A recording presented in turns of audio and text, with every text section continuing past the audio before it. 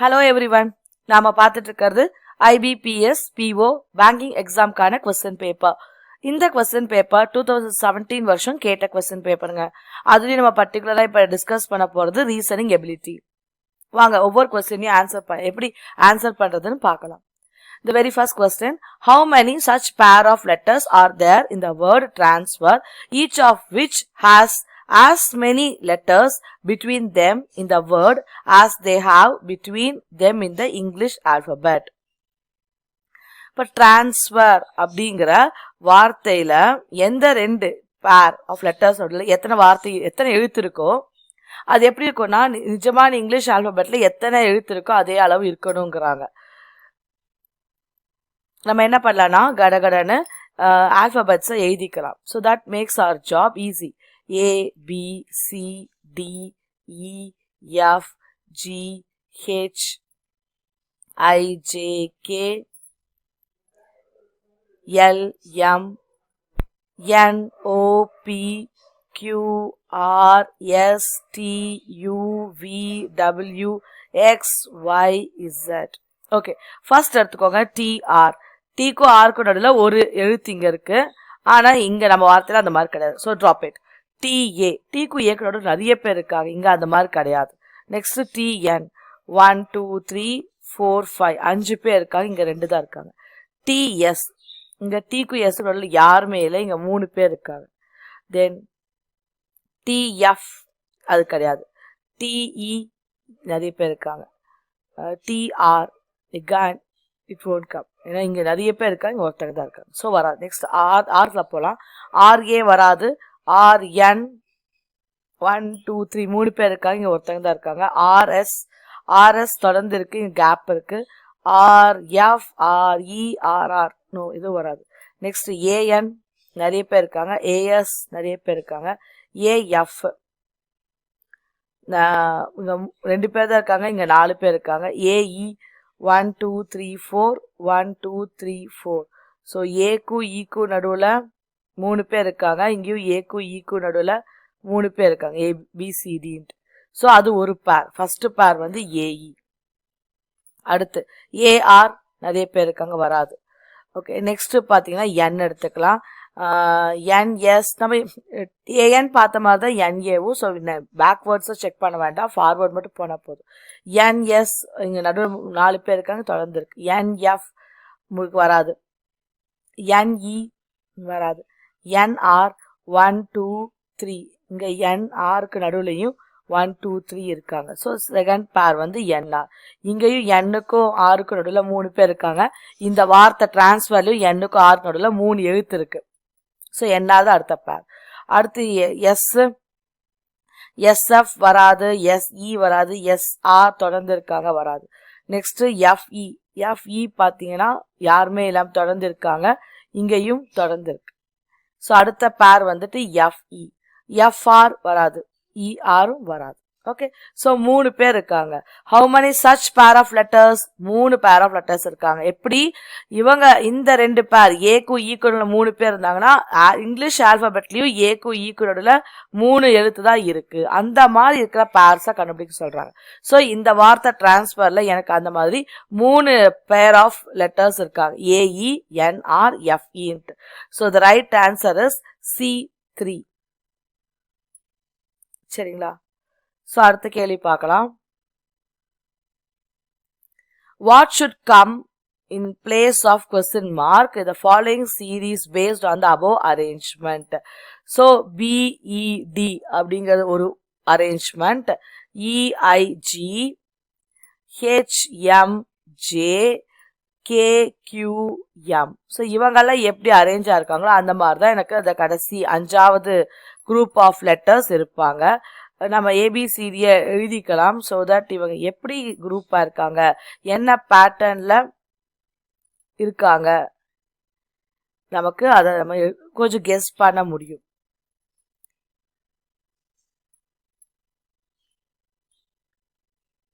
Okay, BED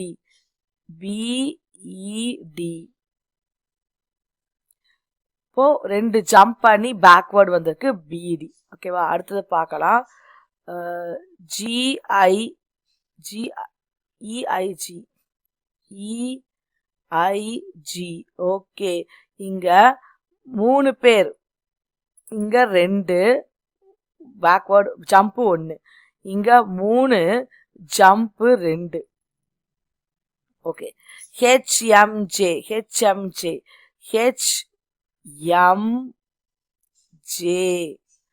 அப்போ ஹெச்சுக்கும் எம்முக்கும் நடுவில் எத்தனை பேர் இருக்காங்க? 4 பேர் ஆயிட்டாங்க. ஸோ 3 அடுத்தது 4. இங்க இங்க ஒண்ணுதான் IG. ஸோ நடுவில் 1 கேப்பே நம்ம ஜம்ப் பண்ணாங்க சொல்லிக்கலாம் 0. ஸோ இங்க 1, அப்போ இங்க 1 2 பேர் ஜம்ப் ஆயிருக்காங்க. ஓகே, அடுத்து பாருங்க KQ. இப்போ கேக்கு கியூக்கு நடுவில் எத்தனை இருக்காங்க? 1 2 3 4 5 பேர் இருக்காங்க. கேக்கு கியூக்கு நடுவில் 5 பேர் இருக்காங்க. கியூக்கு எம்முக்கு நடுவில் 1 2 3 பேர் இருக்காங்க. ஓகே, பாருங்க இந்த 2 பேத்துக்கு நடுவில் 0 1 2 3 போறாங்க. ஃபர்ஸ்ட் 2 பேத்துக்கு 2 3 4 5 போறாங்க. இப்போ அடுத்த லெட்டர் என்னவா இருக்கணும்னா, முதல் 2 பேத்துக்கு நடுவில் கேப் 6 இருக்கணும், ரெண்டாவது 2 பேத்துக்கு கேப் 4 இருக்கணும். இப்படி இருந்துச்சுன்னா பண்ணிடலாம்.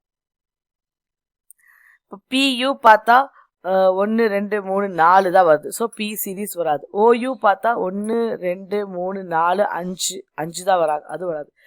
NU பார்த்தா 1 2 3 4 5 6. ஸோ NU வருவாங்க.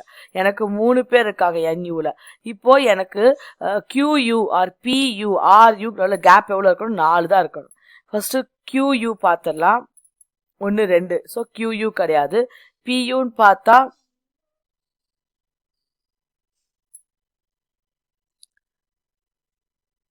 QU 1 2 3, சாரி QU பார்த்தா 1 2 3 இருக்காங்க, அது வராது.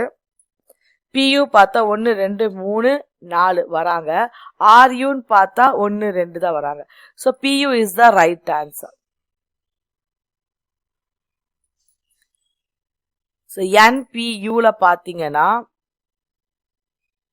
NUPல பார்த்தா Nக்கும் Uக்கு உள்ள கேப் வந்துட்டு 6, Uக்கு Pக்கு உள்ள கேப் வந்துட்டு 4. Shall we check? Nக்கும் Uக்கு 1 2 3 4 5 6 கரெக்டா இருக்கு. அண்ட் Pக்கு Uக்கு உள்ள gap 4, 1 2 3 4. Okay, so NUP is the right answer. Option D is the right answer. Okay, so இந்த வேர்ட்ஸ், இந்த குரூப் ஆஃப் லெட்டர்ஸ் எப்படி அரேஞ்ச் பண்ணிருக்காங்கன்றத நம்ம கண்டுபிடிச்சிட்டோம்னா we can able to replace the group of letters which comes under question mark. கேள்வி குறிக்கிட்ட என்ன group of letters வருவாங்க அப்படிங்கறது ஈஸியா நம்மளால கண்டுபிடிக்க முடியும். ஓகே, ஸோ அடுத்த கொஸ்டின் பார்க்கலாம். ஸோ இது வந்துட்டு பிளட் ரிலேஷன்ஸ்ல வர கொஸ்டினுங்க. எனக்கு இது பார்ட் ரொம்பவே பிடிக்கும். Read the following information carefully to answer the given question. R is sister of Q. M is father of R. V is son of Q. C is maternal grandfather of V. M does not have married daughter. இப்போ இதை answer பண்றதுக்கு முன்னாடி நான் ஒரு சின்ன tip கொடுத்துட்டு போறேன். Tip இல்ல, நம்ம எப்படி அந்த நோட்டேஷன் ஃபாலோ பண்றோம் அப்படின்ட்டு. ஸ்கொயர் போட்டா அது வந்து மேல், சர்க்கிள் போட்டா அது வந்து ஃபீமேல். ஸோ நம்ம ஒவ்வொரு தடவையும் அந்த ஜென்ரேஷன் ஞாபகம் வச்சுக்க, ஜெண்டரை ஞாபகம் வச்சுக்கவே தேவையில்லை. சதுரம் போட்டா அது ஆண், வட்டம் போட்டா அது பெண். சரிங்களா? ஸோ சம குறியீடு இந்த மாதிரி போட்டோம்னா அவங்க வந்து பிரதர் சிஸ்டரா இருப்பாங்க. பிரதர்ஸ் ஆர் பிரதர் சிஸ்டர் அப்படி இருப்பாங்க. எது வேணாலும் இருக்கலாம். டபுள் கோடு போட்டா அவங்க வந்து husband wife. Up and down போட்டா அவங்க வந்து ஃபாதர் சன், ஃபாதர் டாட்டர் அப்படிதான் இருப்பாங்க. மேல இருக்கவங்க ஃபாதர், கீழே இருக்கிறது அடுத்த ஜெனரேஷன் டாட்டர் ஆர் சன். சரிங்களா? ஸோ இதுதான் நம்ம இங்க யூஸ் பண்ண போற நோட்டேஷன்ஸ். பார்க்கலாம். R is sister of Q அப்படின்னு சொல்லியிருக்காங்க. ஆர் வந்து கியூக்கு சிஸ்டர். ஆனா கியூவோட ஜெண்டர் தெரியுங்களா? தெரியாது. கியூவோட ஜெண்டர் வந்து நமக்கு வெளிப்படையா சொல்லல. ஸோ ஆர் வந்து சிஸ்டர்னு சொன்னாலும் அவங்க ஃபீமேல். ஸோ பிரதர் சிஸ்டர்னா சேம் கோடு போட சொல்லியிருக்கேன். கியூவோட ஜெண்டர் தெரியல. M is father of R. So M வந்துட்டு ஆருடைய அப்பா. பாருங்க, சதுரம் போட்டிருக்கேன், அது வந்துட்டு வெர்டிகலா போட்டிருக்கேன். ஃபாதர் சன் டாட்டருக்கு சதுரம் போட்டா அவங்க ஆண். V is son of Q. V is son of Q. Okay, C is maternal grandfather of V.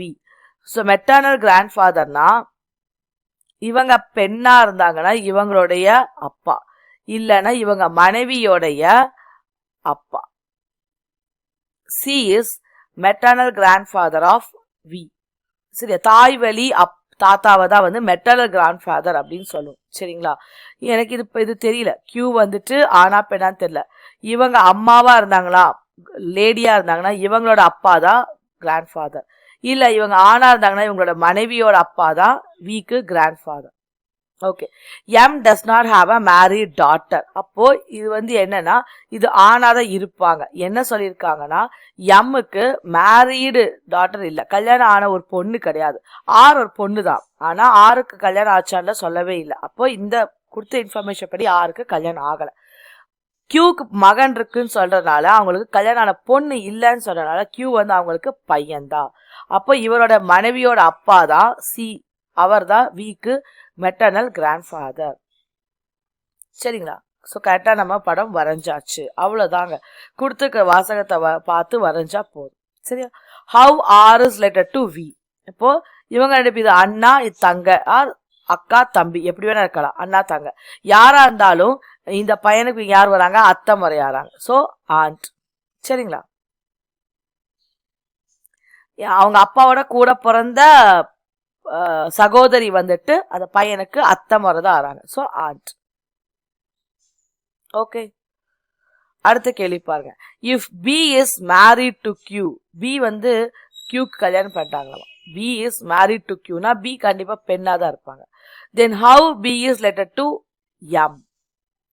How B is related to, so இவங்க எம்மோட பையனா கல்யாணம் பண்ணிருக்காங்க. அப்போ எம் வந்து பிக்கு யாரு, ஃபாதர் இன்லா. இது வந்து அப்பான்னு சொல்லியிருக்காங்க, ஃபாதர் இன்லா. அங்க வந்து குடுக்கல பாருங்க, கிராண்ட் சன், சன் இல்லா, son daughter in law cannot be determine சொல்லியிருக்காங்க. இது ஆன்சர் வந்து ஃபாதர் இன்லாங்க. பி வந்துட்டு B, how B is related to எம்னா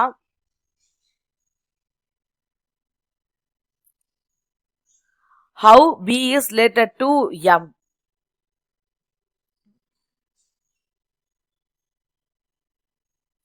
B வந்துட்டு எம்முக்கு என்ன உறவு முறை கேக்குறாங்க.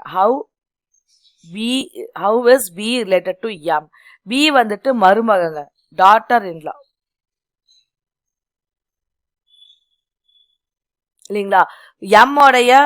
எம்முடைய பையன்தான் கியூ, ஏன்னா எம்முடைய பொண்ணு ஆர் வந்து கியூக்கு சிஸ்டர். அப்போ எம் வந்துட்டு கியூக்கு அப்பா. கியூவோட மனைவி தான் பி, அப்போ பி வந்து அவங்களுக்கு மருமகள், daughter in-law. So D, daughter-in-law is the right answer. M வந்து பிக்கு என்ன உறவு முறை கேட்டா ஃபாதர் இன்லா, பி எம்முக்கு என்ன உறவு முறை கேட்டாங்கன்னா டாட்டர் இன்லா. சரிங்களா, ஸோ அடுத்த கேள்வியா வர வீடியோஸ்ல பார்க்கலாம். தேங்க்ஸ் ஃபார் வாட்சிங், ஸ்டே டியூன்.